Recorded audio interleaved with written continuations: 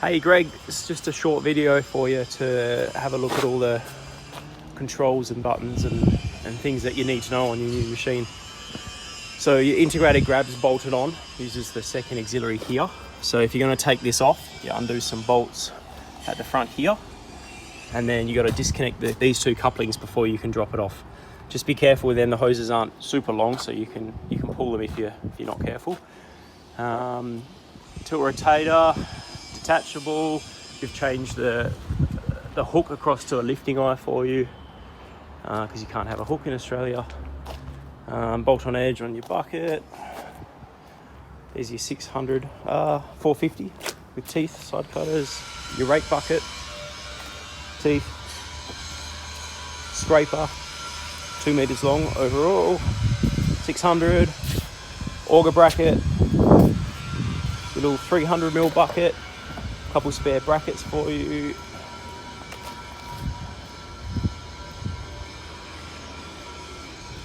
And here's a skid steer adapter. That can't be used on the tilt rotator. So you've got your grapple, which you would have to drop off if you want to use it on there, but you can't use skid steer attachments on the tilt rotator. The maximum width bucket you're supposed to have on that is only 1300 wide, and that's a 1500 batter. So don't go any skid steer attachments on the tilt rotator. Same as the skid bucket. In theory, you can pick that up with the tilt rotator, but don't. So you're not supposed to be able to do it. Bolt on bucket for you. Because of the geometry with the S-type, we've done little extensions to get the rollers in the right spot on the blade. So that's all good to go. Around the machine, you got the bolt-on counterweight here. In the back here, air filter. Engine oil filter there. Fuel filters, 2 of them. One's a water separator, one's a fuel filter. Very important to use genuine filters for the fuel system. Across here, you've got intercooler, water, oil cooler, hydraulic fan that controls it, battery isolator. If you got to get to the battery, you got to take this little cover off. It's make sure this cover comes back on because it protects it from the heat. It's an Optima red top battery, really good battery. Tie down points are on the inside here. The holes on the blade, and then tie downs here. These tracks are going to stretch when they're new, so just keep them tensioned correctly. Don't over tension the tracks. Be really careful and follow the operator's manual with the slack that they're supposed to have. Fuel is in here, so I'll just close this down. There's a side mirror here. Some people just take them off. Be painful. It's up to you. We just fold them in for transport.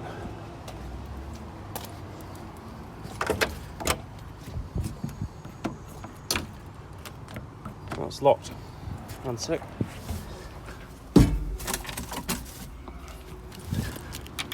Make sure you lock this actually, because it's your cap for your fuel. That's a good point. Wiper. Yeah, diesel tank there. Easy.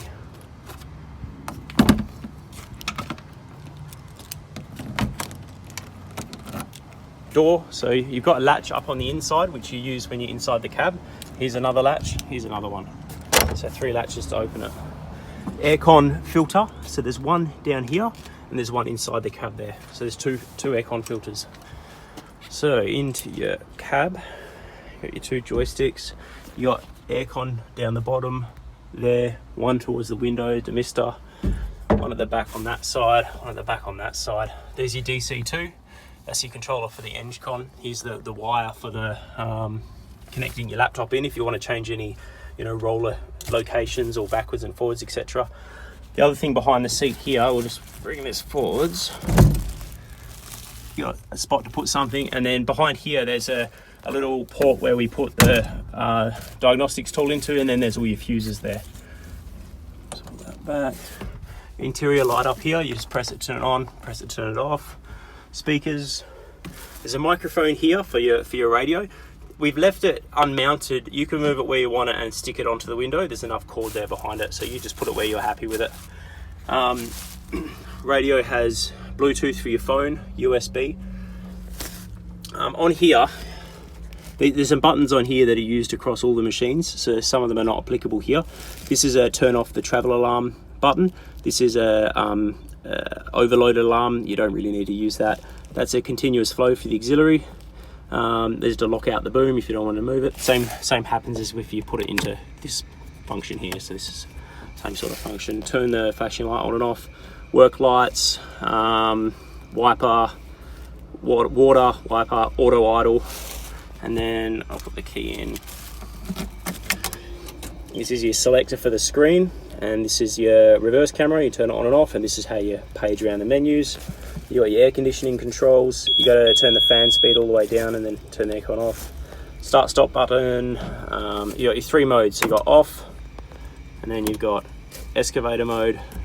Then you've got your skid steer mode. Skid steer mode is higher revs and more horsepower, so you can actually travel faster in skid steer mode. That's where you use the joystick, backwards, forwards, left, right, etc. to move around and stuff. The other functions in here, before we get to the joysticks, this is your 8-pin plug that you want. So momentary each way. That's for your controlling your functions. And then across to this side here is the selector switch for switching them functions over. So that runs, all of that run to a pin on their own. This is the top hitch switch. This is just a cancel alarm switch for the hitch if you're operating without something connected. This button reverses the direction the bucket cylinder works, so that's really handy in skid steer mode because it's backwards to excavator, or if you're running an excavator bucket backwards. This is the switch for the boom, so you've got auto mode, and then it's called coupling mode, and then you've got manual. On manual, you'll use the joystick for one cylinder and this foot pedal down here for the other cylinder. Most of the time, it depends on what you're doing, you'll run it in auto mode. And then you've got the Engcon disconnect for the hitch. Remember, when you use this, you activate that coming onto this joystick to drop the hitch, the bucket off the bottom of the tilt rotator. You hold this button in here and then activate the tilt function on this side. So that's that. The seat is adjustable on the bottom, which takes the controls with it, and then the top is without the controls, so you can get your right arm length and seat position. Also up and down for your height, and the armrests are adjustable. So coming into here, so your main screen, you've got some different lights here which is showing you. So the green dots, for example, the green dot on the little green dot on the top here, when you press a button on the joystick, it switches between offset and the second auxiliary. So that's how you switch between that. And then these other 2 lights show you which boom is operational. So when you hold down a button to operate one of the individual cylinders, you can tell you which one it is. Then you've just got the fact that you're in Rabbit, and then I'll show you what buttons that is. Travel alarms turned off, aircon settings, etc, etc. You come into the menu, so we can use the scroll wheel down here, and you can select your flows and your direction and what you want to name your tools, all those types of things. And then you just press the start button, and then right, so we're in excavator mode. So put the arm down. So on this side here, you've got your rotate like normal, and then on this side you've got your tilt. On the bottom here, you'll find 2 rollers. The bottom one is the auxiliary control function. So that is for manually controlling the auxiliary circuit when you have an attachment plugged into these couplings up the top here. Remember, that's only one direction when the tilt rotator is on. It's 2 direction when you've dropped the tilt rotator off. The top one is for your integrated grab. On this side we have 1 roller underneath. I've forgotten what that does. Oh, that does your EC oil output for your grab or anything else that you use the bracket on. Remember, the second auxiliary is already used in the grab. And then on here, this top button up the top here, so this button, which we've shown you here what they're all for, but this button is what you switch between the second auxiliary and the offset boom. These 2 buttons is how you control the offset boom. So left, right. Well, if you press this button to switch, then it's the second auxiliary circuit. That's those little couplings that we've got up the top there. Then this button here is your travel speed, so your rabbit and your turtle. I forgot what this button does. No, we haven't got anything on that button. Remember your lock underneath. That's it for that side. On this side, this is the button here that we use to switch the boom function. So when we have it in coupling mode like this, so I'm just going to put the camera here for a sec. So as I stretch out, it feels like a normal excavator because it's coupling all the booms together. So when I use the dipper stick, I'm just using this joystick. You'll see that 2 cylinders are moving. The dipper stick cylinder and this middle boom cylinder. So that's controlling it manually, automatically. It makes it feel like a normal machine. Then when we use this joystick, only the back cylinder moves. So by just moving the joysticks, you get full reach using automatic mode. When you want to quickly just adjust something, you can hold this button down, and now this joystick will only do the middle cylinder like this, and then this joystick will only do the dipper stick. That lets you readjust, mid-use. As soon as you let go of the button, it goes back to normal. That's a really handy function that we developed in Australia for our guys that are used to not having a 3-piece boom. So you'll really like that. When you're in this manual mode, you switch it across. Then you just use this foot pedal down here to do the extra function. You press this button, the same button, when you're in manual mode, you press that and you'll see that it switches which boom the joystick does. So have a play with that, you'll pick that up. The other buttons on here, we've got horn, and that's about it. We've left these other buttons don't have anything. So we'll just drop the tilt rotator off. Oh, your revs, forgot to tell you, is this dial. You just turn it up, and that's your revs, and it's got auto idle turned on. So now,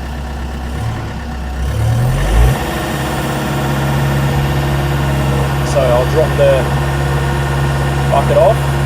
So of course we activate this hitch first, switch come to here, hold the button down under the left joystick, activate the tilt, slide switch, and then rotate out of the bucket. As you know, on your other machine, then we turn that grey switch off to stop the alarm. Then when we drop the tilt rotator, we're going to drop the tilt rotator off now. We use this red switch. So I'll use the red switch.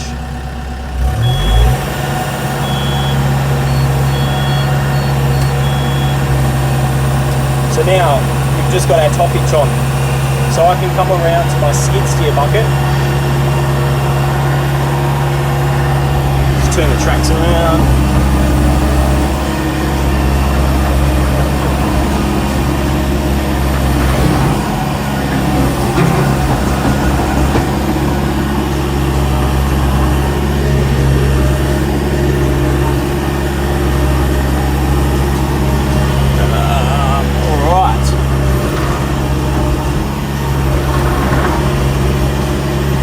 So, sorry about that. Alright, so we want to go into skid steer mode. So what we need to do is have the blade all the way to the top. So the blade must come to the top. Then we need to bring this cylinder here using the joystick all the way back until it bottoms out. Then we hold this button down in coupling mode and go all the way down until it bottoms out. Alright, then we just pick the bucket up like a normal bucket. So we'll do that. Remember, we use the red switch because we don't have the tilt rotator on.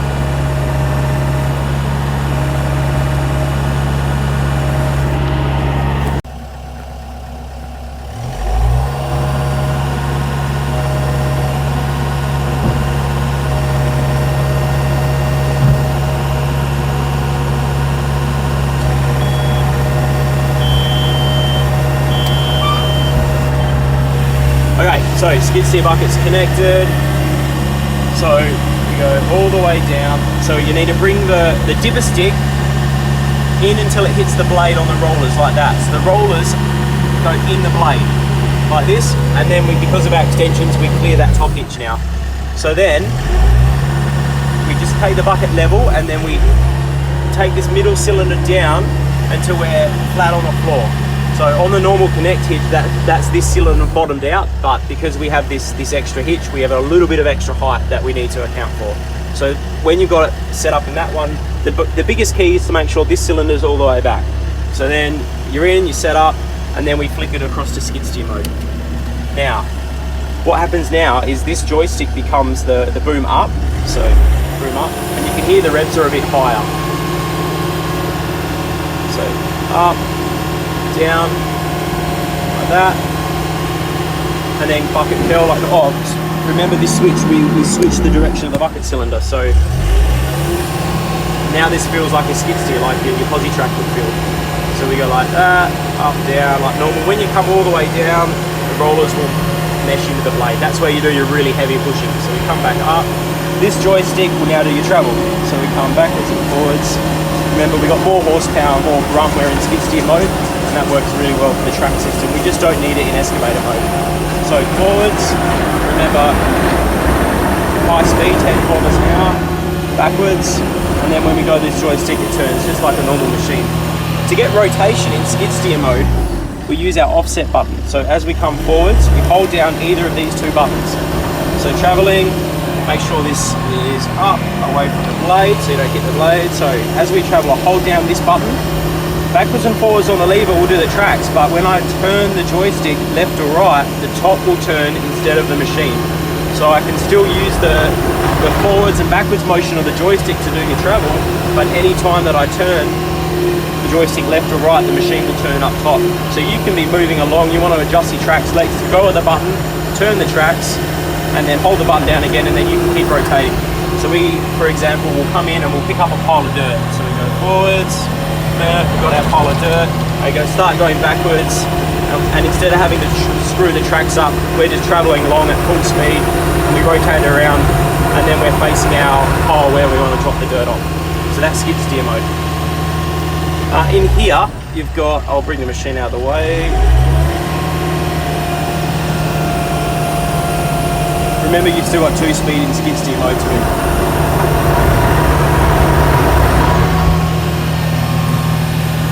So this bottom window can pull out like this, and then it can come up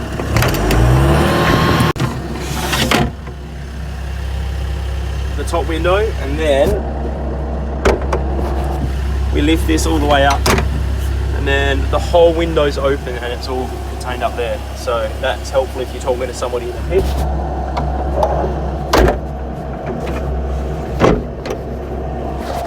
Let's click back in now. That's really about it for your machine, mate. Good little setup. I'll just show you through the couplings on the machine. So this is your auxiliary run, your main auxiliary, which the Engcon runs off. As we've discussed, you can run high flow straight through this into an attachment in one direction. If you want the dual direction, you've got to use the EC oil in the bottom of the tilt rotator, or if you want low flow, you can use the second auxiliary, or run it without the tilt rotator. You've got your 8-pin plug, so this is pinned the same as your machine is, so that's ready to go. We've got an extra pin on there for you, just in case you ever need another function. You buy a GF laser grade or something like that. Anyway, this is the second auxiliary. Around this side, here's your case drain line, so that's for like your flail mower. So that goes straight back to tank. This is your second auxiliary, that's your first auxiliary. There's your lifting eye. And drop valves and all the cylinders. That's it, mate. I hope you're going to enjoy it. Thanks for your business.